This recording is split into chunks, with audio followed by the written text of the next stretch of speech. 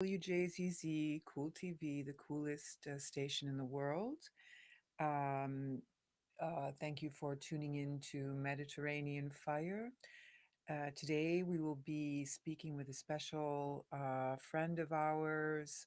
Her name is Nada Del Gamouni. She's originally from Jordan and residing in Detroit. Her works have led her to becoming a Nobel Peace Prize nominee 2 times. And we're gonna we're gonna get a taste of her trajectory of how she got from, just landing on a boat to having this kind of it's a recognition, even though she didn't win the Nobel Prize, but she is a nominee, and I think that then shed a big light on her as well as here in the United States and in her homeland in Jordan. We're waiting for her to join us on the link. Um, Let me see. The first time I met this woman, I went into her office, and I do see her popping on the screen, by the way. There she is. And I don't know, there were just these, she has like these dolls from, from like, I don't know, 1960s all over her office, like from different cultures. And yeah, she has she has a funny background also, and she's gonna pop up on the screen. She'll tell us about her background. I see her now dressed in pink. I don't see you. Good Oh, morning. maybe you've got to put something on. I don't know. Can you see me? Good morning, Nada. S- Good morning. I see private chat. What's that orange little thing here? I never used the screen. Let's Let's see. see. There's not too many. Okay. Hmm. Let me get. Hi there. I don't know. Yeah. Okay. Well, as far as you see me, Yes, I we. don't see you. I don't know of this problem where it's coming from, but I'm sure the producers have heard you say that. So we'll just start up our conversation. We can see you. You look beautiful, and Thank you so much. we'll see. Hopefully, we can make a shift. Um, so I was telling the public a little bit about how you arrived in the United States, and little by little you generated a lot of power through your individual projects, and you even then became a Nobel Peace Prize nominee twice. And I would like you maybe to share with us how it was in the very beginning when you first came here, then how it was later in the middle, and then how it was like now once this recognition has shed the light on you. How was it in the Well, beginning? you're always a great conversational person, and I like to chat always with you. Thank you. I remember from the time you walk into my office how wonderful you are. Thank you. Well, I came in. It's funny, Habiba. I came in the day that they hold the hostages in Iran. That's in October 29th, 1972. Hmm. 72 or 79? I think, no, 79. Okay. Ah, and that day, I was unaware absolutely with nothing happening, between the United States and Iran, even though Iran is not my country, I don't speak the language, etc. But what? But for the time I arrived Hmm. to GFK, Hmm. I start experience the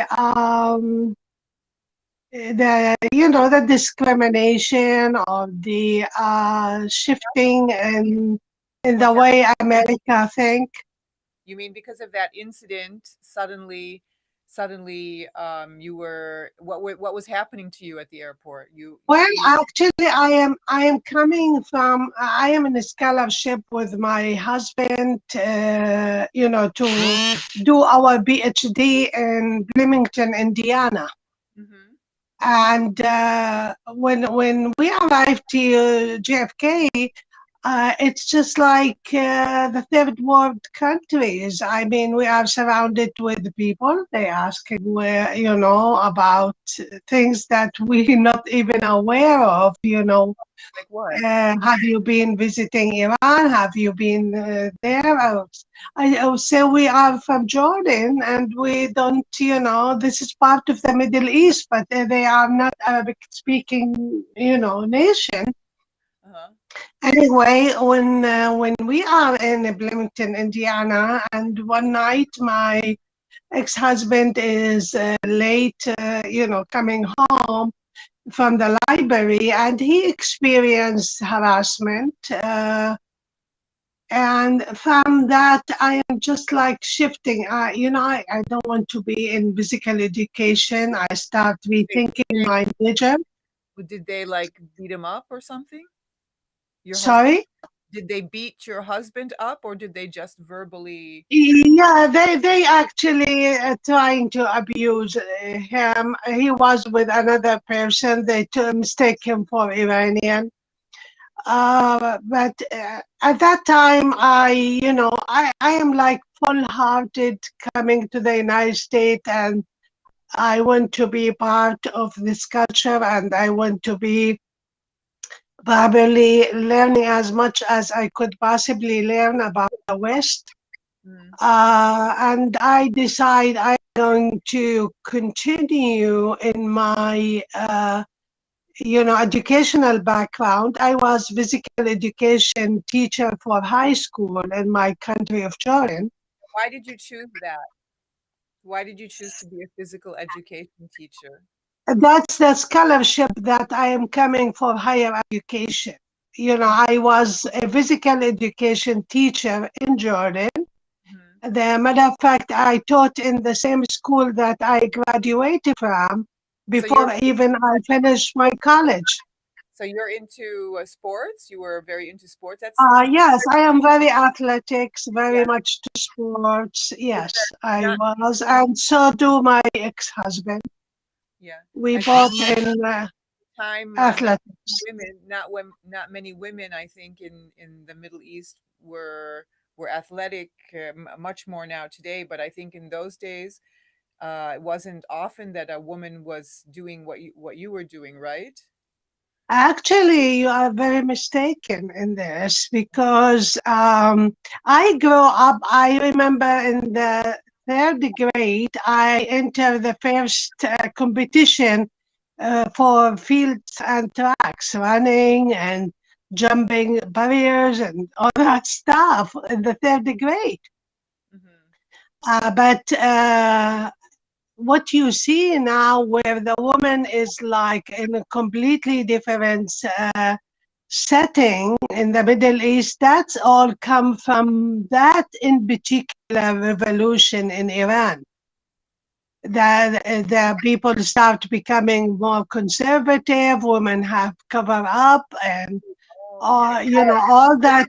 It's new. That wasn't They- there. when you were young, a little girl, then it was more free, and then suddenly there was like a regime takeover, and the rules of the country changed, and they of the region changed, and they made people become more conservative, and then they Yes.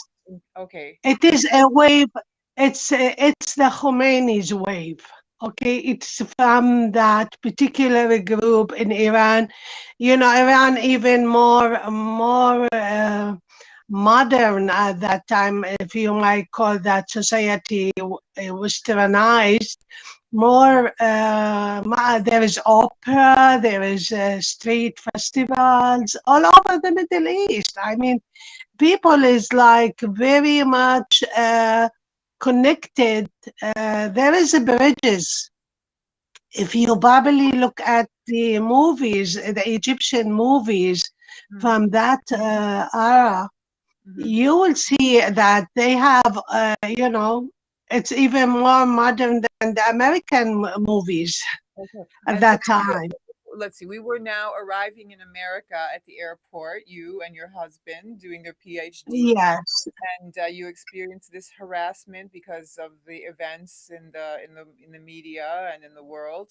And then how did it progress? How did you get situated in the United States, like after your studies? Well, You didn't. my brother was a physician in Germany, and he spent his winter in Hawaii, and his wife and they get pregnant with their little boy, and he invited me. This I arrived in October, Mhm. and he invited me to go to Hawaii in the Christmas, in Live by with. the end of December.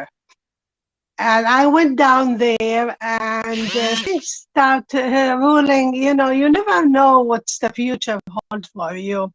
But Mhm. what it holds for me, an opportunity to establish with my sister-in-law, who is in the travel business, and we start focusing in the Middle Eastern market, and we start bringing those rich Arabs to Hawaii. Mhm. But then by the sudden, the Intifada happened. If your audience didn't know what the Intifada is the children in Palestine start rejecting the occupation, and they are here fighting with the stones, against like the most sophisticated army in the world. Mhm. And I just couldn't stand the idea that the children has to do the fight for Mhm. their freedom. Mhm. And I at that time I also involved with the University of Hawaii, and with the school system. Mhm. And I am very active, in that field with education. I was working in a special project with the University of Hawaii in Honolulu Public School, Mhm. helping physically and mentally impaired teenagers Mhm. to get off the depending on the system of social services. Mhm. And we started training them for jobs.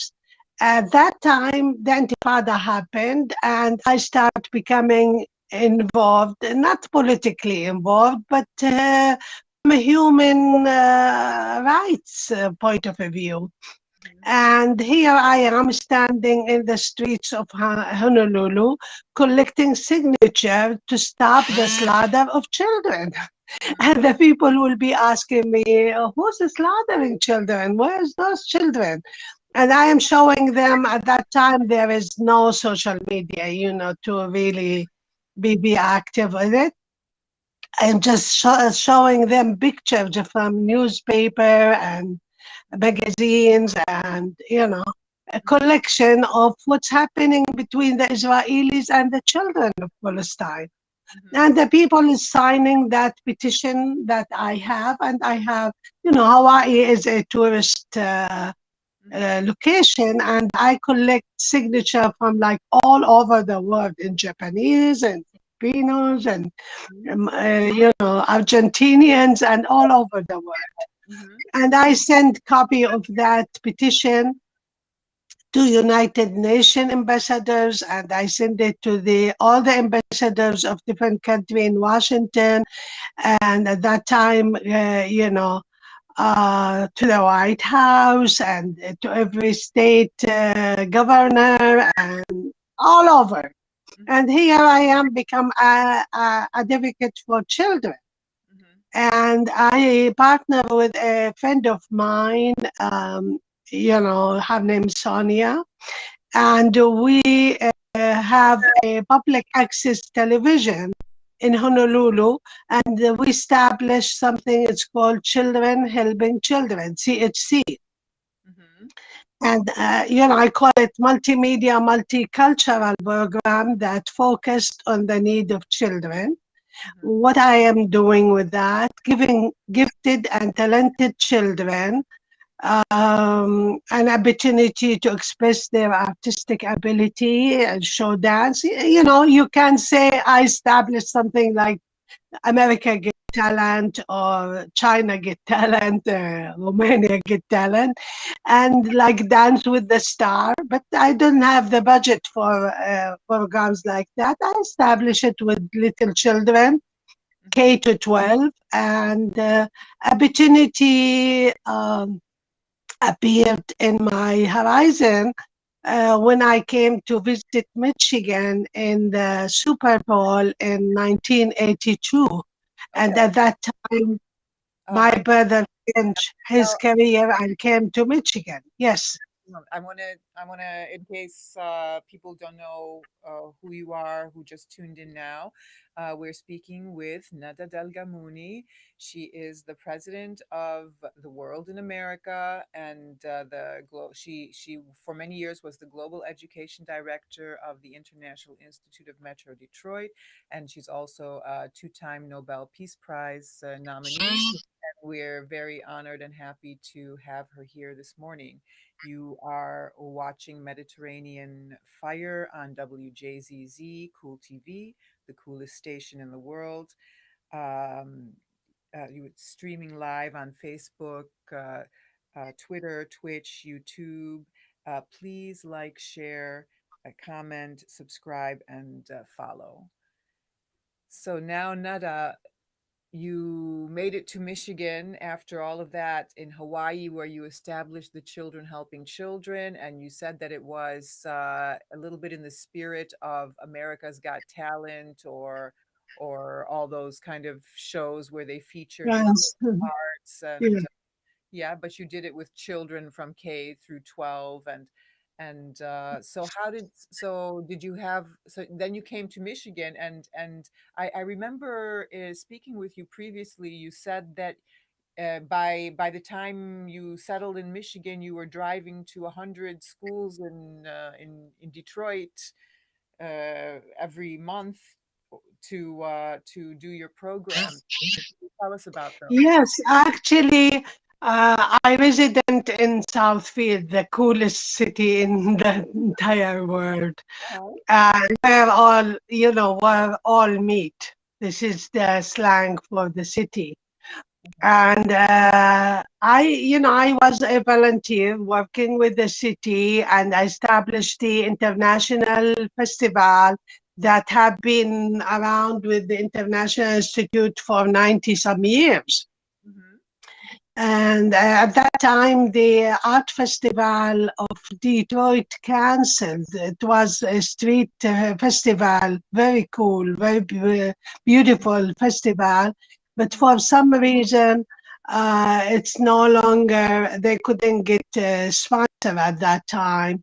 Mhm. And the city of Southfield, where I live, asked me if I want to bring the international festival, and the institute board say yes, and here I am.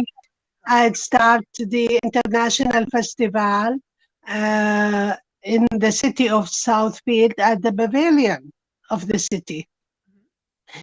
Also, I get a very, very strong support from the Department of Education in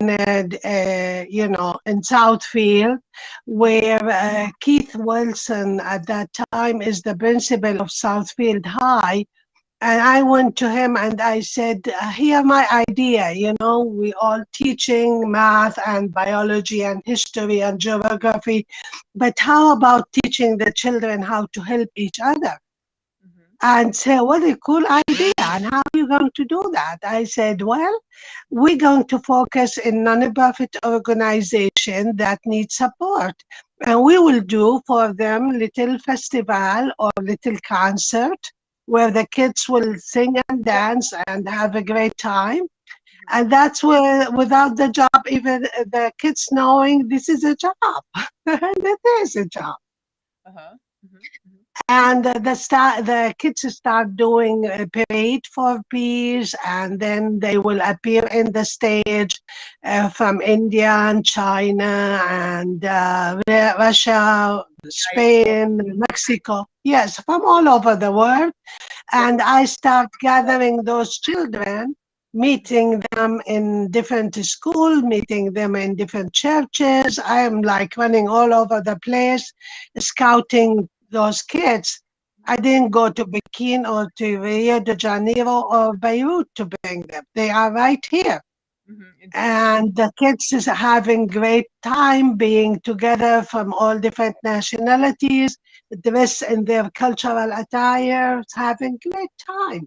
Mhm. So actually, And all of this that you're unfolding for us now, actually, then the seed of it was actually inspired by the Palestinian children, right? Am I wrong to say? absolutely, yeah, I just start putting focus for the children, and I just didn't want them to center the stage and do what they like to do. I Mm-hmm. want them also to think about how they could, through performing arts, the arts is the most wonderful thing that can shape the society. Mm-hmm. Yes.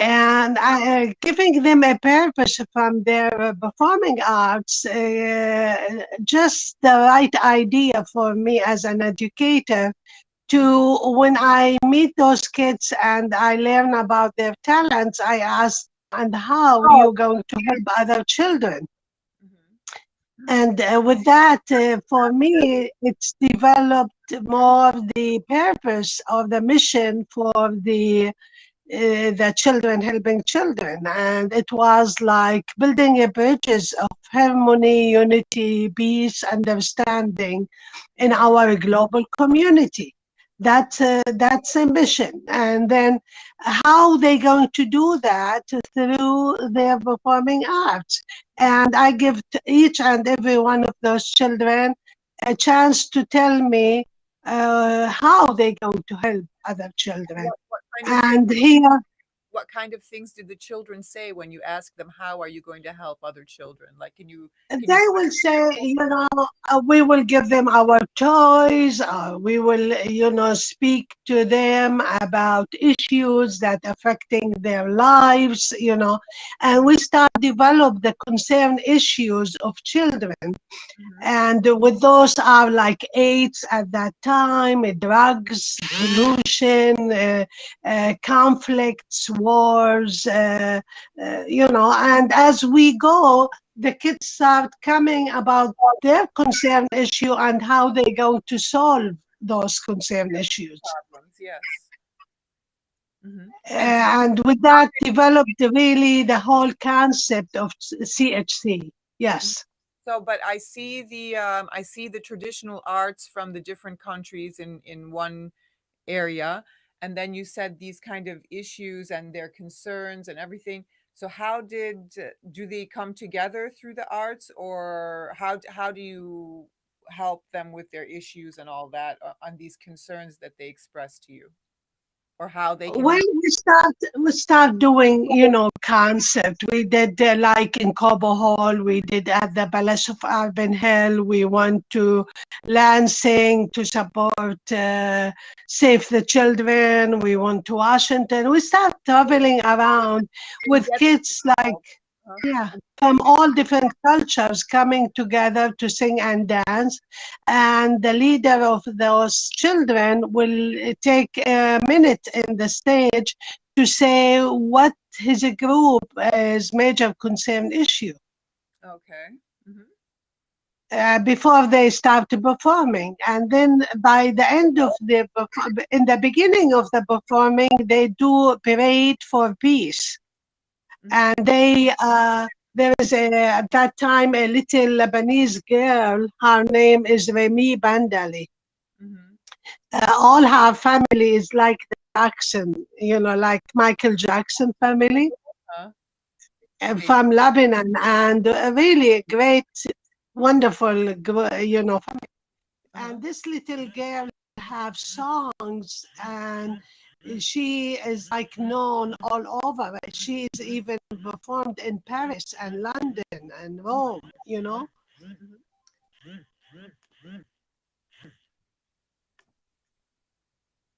Hello? Yes. Hello. Yes. Yes. Can you Oh, hear me? yes. So you did these elaborate. Yeah, when I get another call, and now those very annoying calls coming for Medicare. Um, okay, so the festivals, and then how did Uh, how did no, it I evolve? can hear you, Biba. Yes, and so how did it evolve? Okay, I don't know when I get another call. Gracious, she can't hear me. We're talking Do with. you want me to connect again? Let me, Nada, can I give you a phone number? That way, if you call Yeah, in. this is what happened. When I get another call, Oh, I I see. get disconnected. Okay. Should I give you the The phone? sound. Oh, she can't hear me. So maybe the Oh, only solution we have is that I call her. So we're going to have her listen to us soon. Here we go.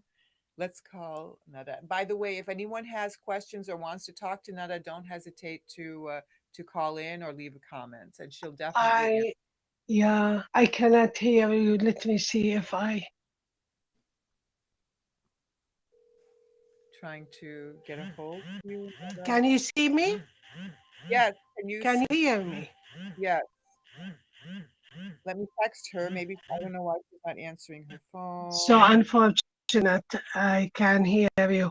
Let me try to push the link again. Um, oh, that's a good idea, I guess. I don't know.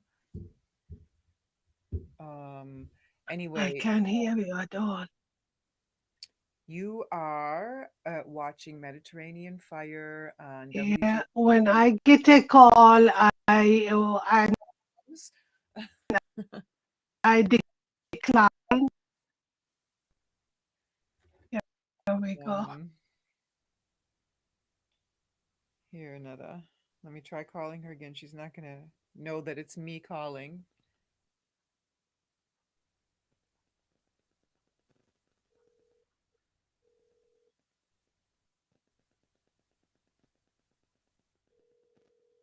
Hello. Look at your phone. She's not looking at her phone.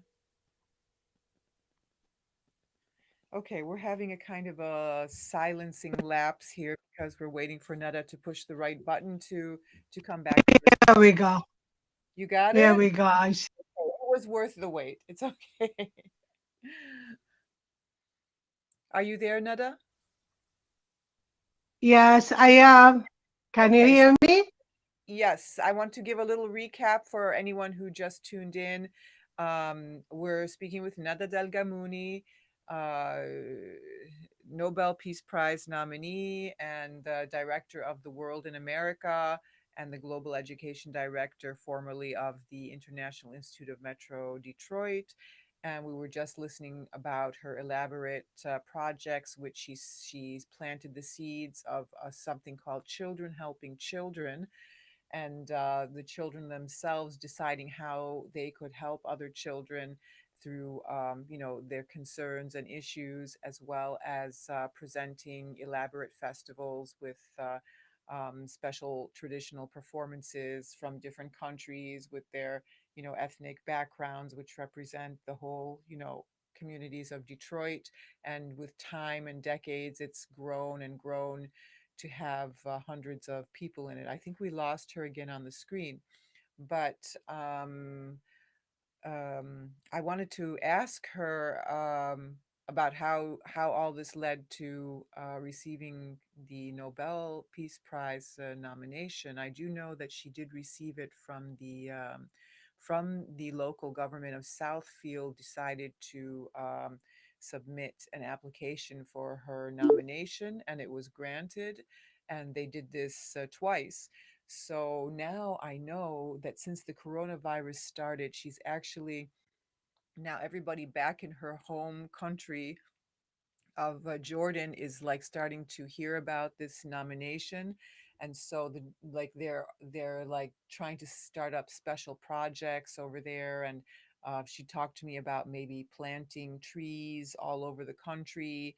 A lot of things. I know also since the coronavirus, she's been gathering up groups of youth from universities from all over the world and having conferences with them, and all of them have special projects and they all unite together. And I want to see if she can hear us. Can you hear us, Neda? I hear you. I Okay. hear you. So where were we? Yeah, so where are we now? The coronavirus changed your life, didn't it? But I think something big grew out of it, right? You know me by now. I never know how to stop.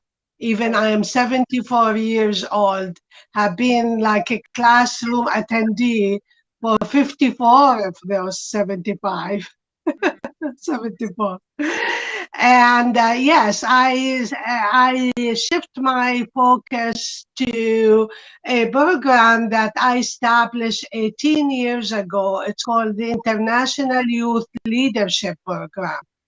And what it was like bringing students from different countries who go to the American universities and start training them for jobs in America. It's just one step before they take that 1 year of training mhm, into the United States, where they become part of the exporting of brains mhm. to make America great, So as it is. sure I understand. So they're in their countries. And there are American universities in all countries, and these are students Yes. of American universities there, and that they want to come to America for 1 year and do some kind of No, no, internship. no. My focus more or less about like Wayne State University and Henry Ford Community College and Eastern Michigan University, University of Michigan, just the local university within Michigan, where those students come to my office and give me the PowerPoint, the power of the manpower Hmm. to do the things that need to be done. And you have been in my office and you know how much it has, how many projects we are working with within the global education department. Hmm. And those get good ideas because before they go to Chrysler or Ford or DT Energy, those students come to my office to learn how to deal with the business in America, how to, it's different than it is in their country. Hmm. And we give them that training before we make the recommendation Hmm. for them to work with those big corporations and businesses. Uh-huh. And the university liked the idea very much, and it's win-win situation where the students gain Hmm. experience in working at the American businesses. We, as non-profit organization who was just celebrate a centennial last year, have really post of manpower Hmm. to do the work that need to be done. And it is also good for the businesses that they will select the quality of people educated in America and keep them in the country and give them a green card. Yes. Hmm. It And is very much a good situation. mhm, And we I work it for the university and they like it, and the businesses appreciate it, and the institute, of course, gaining power of that help. okay. Uh, But since the pandemic, things different. We don't have festivals. We don't do cultural sensitivity training. We don't go to schools. Things change. I put the focus into the IYL, the International Youth Leadership, and I start making contact with universities and colleges around the world Yeah. Okay. to establish that program as a club within the schools, I mean the university, Well, and where to start more than my Jordan. yes. You are watching Mediterranean Fire on WJZZ Cool TV, the coolest station in the world, streaming live on Facebook, Twitch, YouTube, and Twitter. Please like, share, comment, and subscribe and follow. We are speaking with Mrs. Nada Del Gamuni, and I want to shift the conversation. I'm gonna put you on the line, Nada. You're gonna be uncomfortable for a moment, but I know, but I want to ask you, because I know that since you got the Nobel Peace Prize nominee, a lot of people somehow had a strange reactions to it. Like, I know that you had some human rights issues even in the workplace, with people putting garbage on your chair, and people trying to slash your tires and ruining your car, and other people trying to crash your website, and all kinds of Of things that course. happen. How did it make you? What was that all about? And what did you do? And what did you have to go through there, and why? Well, the wisdom of the East kick in. I have a grandfather who lived to be 113 years old. Oh. And as I mentioned in the beginning, since the third grade, I am like, 9 years old. I start competing and playing sports and doing. And in the competition, always there is people who experience jealousy and not feeling comfortable around winners. Mm-hmm. And I will come home and I tell my grandfather this and that. They told me, you know, they attacking me, they physically or verbally, and so. And my grandfather used to be a leader of caravans.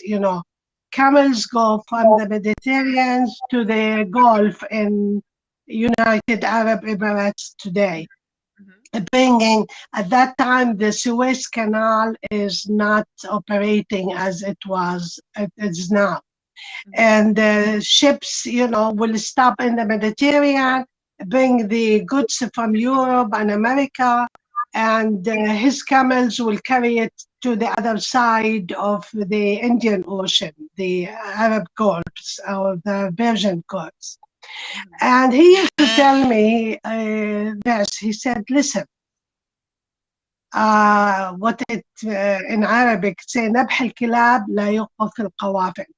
What it means, the barking of the dogs never stop caravans. Mm-hmm. I love He that said for you.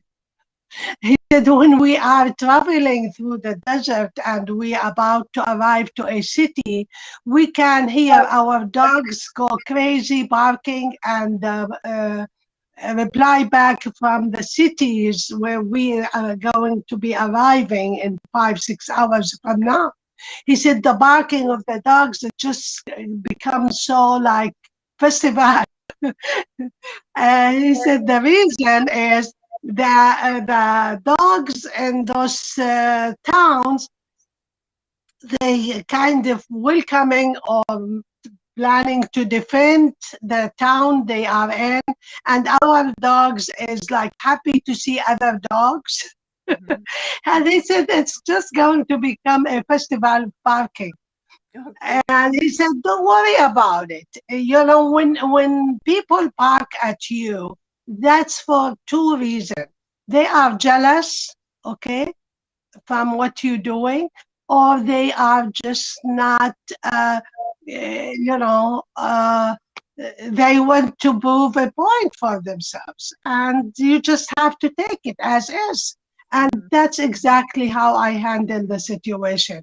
Yes, Okay. when I walk to my office and I see the garbage sitting in my seat, and you know how beautiful my office is, like full with artifacts and Mm-hmm. certifications from different country and different people, and so. And I would see that, and flat my tires, doing all these stupid things, breaking things in my office. Finally, I mean, last week I have somebody crashing my website. Mm-hmm. Did People attacking me in Facebook. Why? I think just sparking. okay. Okay, I think that's a good place for us to a good lesson of wisdom and advice for anyone out there who needs it. Nada just gave you the solution, and I think we're going to close our session with that. And Nada, it was so nice to see you this morning. I hope to see Thank you. and have And you. I just let me put a word for you as a social media and an artist in the first place and a great person in person. You are a credit to the only planet we have suitable for life, Mhm. because you have so much wonderful talent and you are using it so properly and beautifully. I'm so proud of you. Thank you. I am really very proud of you. I get to meet you when you came to my office to intern and to volunteer. And I will say it is one of the most comfortable time in my struggle, Thank because you helped me a lot as I, try to help you. you too. Thank you so very much for who you are and what you're doing, and keep the good work, sweetheart. Keep the Thank good work.